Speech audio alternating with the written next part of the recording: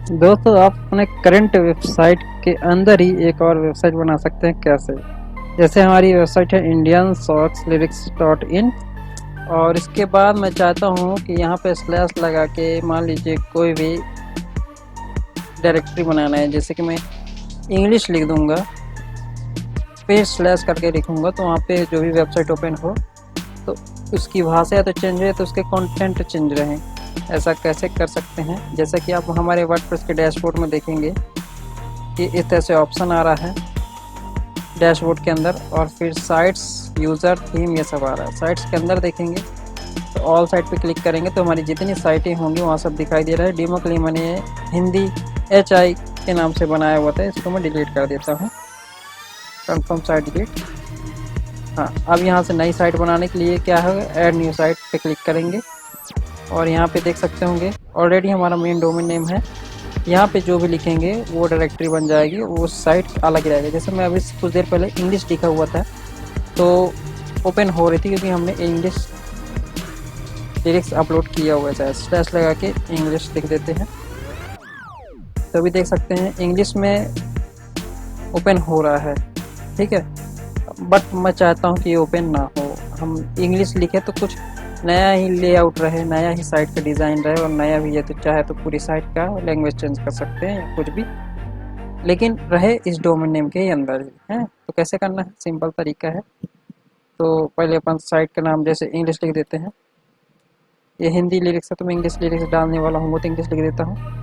Title name में जो भी आपका चाहे, इंडियन लिरिक्स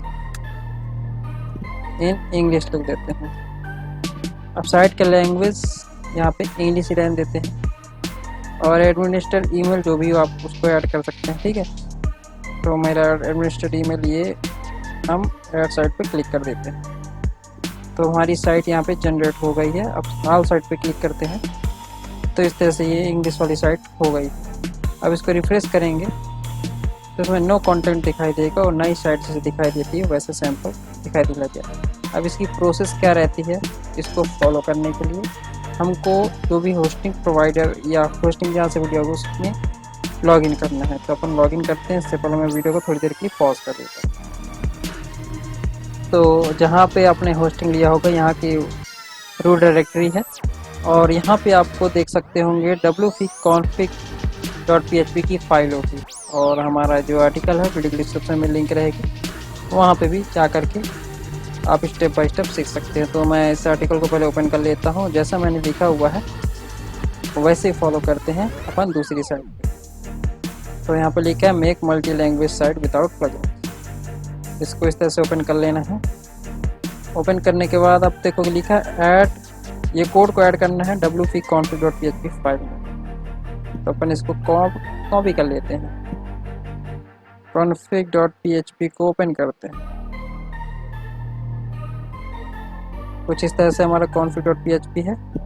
सबसे लास्ट में हम इसको ऐड कर देते हैं और सेव का ऑप्शन दे देते हैं। ठीक है, अब हम इसको लॉगिन करते हैं जो हमने साइट पे ट्राई कर रहे हैं। तो अपन use.my पे अप्लाई कर रहे हैं, तो हम इस पर अब लॉगिन करते हैं।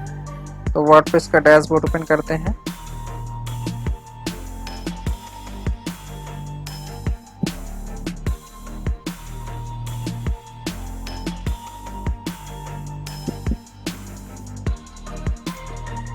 अब हमको चलना है टूल्स में, तो यहाँ पे देख सकते हैं नेटवर्क सेटअप का ऑप्शन आ गया है, इस पर क्लिक कर देते हैं।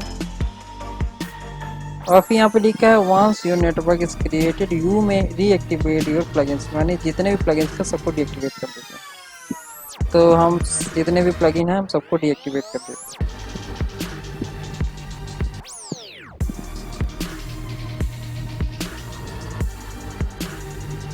डीएक्टिवेट हो गए। अब वापस से चलते हैं टूल्स, फिर नेटवर्क सेटअप। अब यहाँ पे क्रिएट नेटवर्क साइट लिखा हुआ है, तो जो जैसा है वैसे रहने देते हैं और फिर इंस्टॉल बटन पे क्लिक कर देते हैं। अब यहाँ पे क्या दिखाई दे रहा है, wp-config.php में ये वाले कोड को पेस्ट करना है और .htxs में ये कोड को है सबको पेस्ट करना है। तो wp-config में कॉपी करते हैं इसको और फिर थोड़ी देर पहले जो हमने कोड को ऐड किया हुआ था इसको अपन हटा देते हैं, इसको पेस्ट करके सेव कर देते हैं। मैं नहीं कर रहा हूँ क्योंकि मुझे इस साइट पे नहीं चाहिए, तो मैं सेव नहीं कर रहा हूँ। बाकी आपको सेव करना है यदि आपको चाहिए नया साइट या मल्टीपल साइट बनाना एक ही वर्डप्रेस के डोमेन में, तो इसको सेव कर देना है। मैं नहीं कर रहा हूँ, तो मैं नहीं कर रहा हूँ, तो मैं नहीं करना चाह रहा, ठीक है, तो नहीं कर रहा, मैं नहीं करना चाह रहा हूँ इसलिए मैं नहीं कर रहा हूँ, ठीक है। तो क्लोज करते हैं। और सेकंड में क्या था, HT एक्सेस, जो यहाँ पे डैशबोर्ड में कहा गया, सेकंड HT एक्सेस में ये पूरे कोड को रिप्लेस करना है। तो कॉपी करते हैं, यहाँ पे रिप्लेस दिखाई दे रहा है तो रिप्लेस करते हैं। तो हमको ऑफिस से फाइल मैनेजर और HT एक्सेस की फाइल को क्लिक करना है।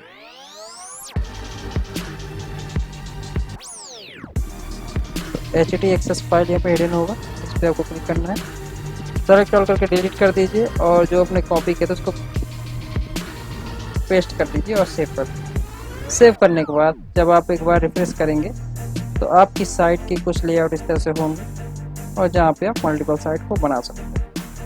तो बस इतने इस वीडियो में था। वीडियो में धन्यवाद।